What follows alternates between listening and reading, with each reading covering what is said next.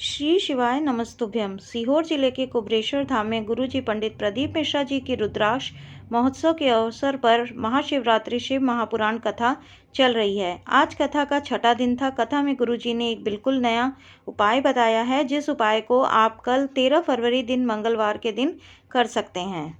साथ ही साथ कई विशेष जानकारियां दी हैं, जिसकी जानकारी हम सभी के लिए बहुत ही उपयोगी है। आज 5वें दिन की कथा में गुरुजी ने पीपल के वृक्ष की गिरी हुई जल की एक बूंद लगाने का बिल्कुल नया उपाय बताया है।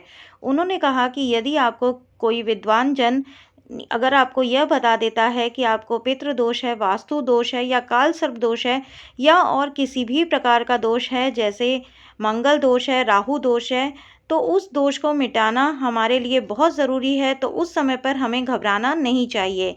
हमें कितना भी और चाहे किसी भी प्रकार का दोष हो, उसे मिटाने के लिए हमें पीपल के वृक्ष के नीचे जाना है और पीपल के वृक्ष के नीचे पानी की जो बूंद नीचे गिरती है, उस पानी की बूंद को अपने हाथ में लगा लेना है।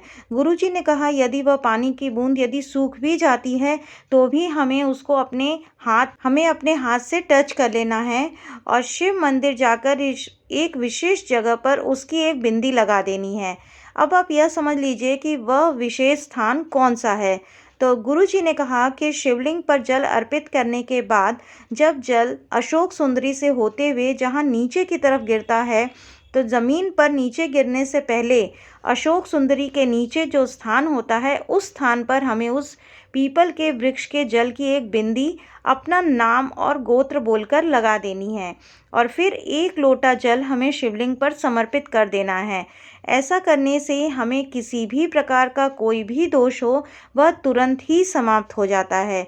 तो यह एक विशेष उपाय है जो आप कल के दिन कर सकते हैं। आज की कथा में गुरुजी ने बताया कि कंकर शंकर की धरा कुबरेश्वर धाम के किसी भी कंकर को यदि आप अपनी हथेली में लेकर देखते हैं और घर ले जाकर उसका मन से पूजन अर्चन करते हैं, तो निश्चित 1 महीने के बाद आपको उस कंकर में शंकर की आकृति ज़रूर देखने को मिलेगी।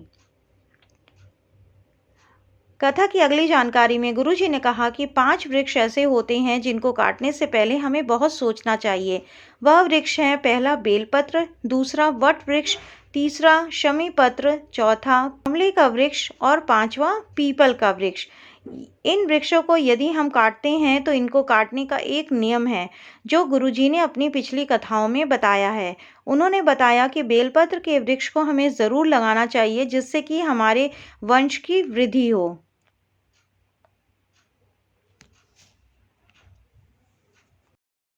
यदि आपको आज की जानकारी उपयोगी लगी हो तो कमेंट में हर हर महादेव अवश्य लिखें।